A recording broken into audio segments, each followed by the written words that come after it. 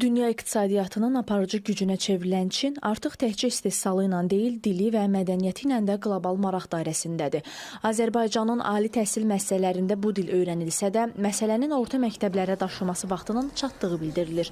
Millət vəkili Razi Nurullayev hesab edir ki, biz bu prosesə ləngimədən başlamalıyıq. Azərbaycanın məktəblərində də artıq Çin dilinin öyrənilməsinə başlanılsın. Hal-hazırda bizdə o universitet, ali təhsil müəssisələri səviyyəsində Çin dili öyrədilir, araşdırılır. Amma kütləvi şəkildə Çin dilinin öyrənilməsi ilə bağlı hələ ki bir dövlət proqramı yoxdur. Və istərdim ki, orta məktəblərdə də ən azından pilot olaraq da bir neçə rayonlarda Çin dilinin tədrisi ilə bağlı konkret addımlar atılsın.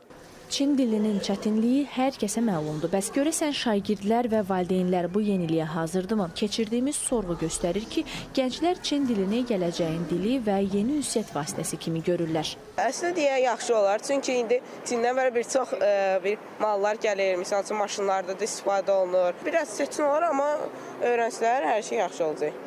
Öyrənmək istəyirsən? Bəli. Öyrənmək istərdim ki, daha çox sosialləşə bilim insanlarla, danışa bilim. Məncə maraqlı olar uşaqlara təzə dil öyrənmək, amma bəlkə çox naqruska ola bilər, çünki bir neçə dil sıraz öyrənmək çətin bəlkə olar. İnsanların əlavə dil bilməsi çox yaxşıdır. Olsa bəlkə uşaqlar da Çin və yaxud başqa o ölkəyə səyahət etsə, o dilə hazır bilmiş olar. Yaxşı olar.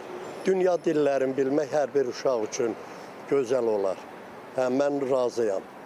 Çin dili olsun, Yapon dili olsun. Dil bilmək ayıb deyil ki. Bütün dilləri bilmək uşaqlar üçün çox yaxşı olar məncə. Rəylər fərqli olsa da, ortaq məxrəc birdir. Dil bilmək həm dünya görüşü, həm də karyera imkanıdır. Lakin məsələnin pedaqoji tərəfi də var. Çin dili dünyanın ən çətin dillərindən biri hesab olunur. Bunun həyata keçirilməsi üçün xüsusi metodologiya, müvafiq təlim vasitələri və təcrübəli müəllimlər lazımdır.